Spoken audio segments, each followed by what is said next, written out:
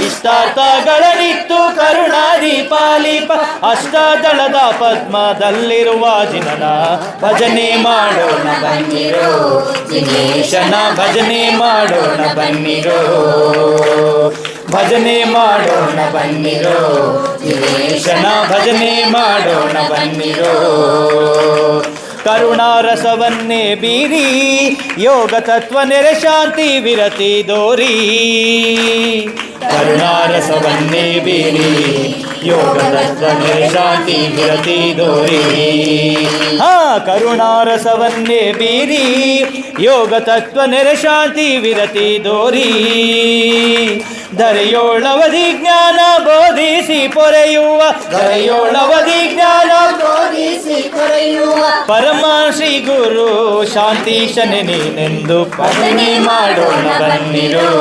ದಿನೇಶನ ಭಜನೆ ಮಾಡೋಣ ಬನ್ನಿರೋ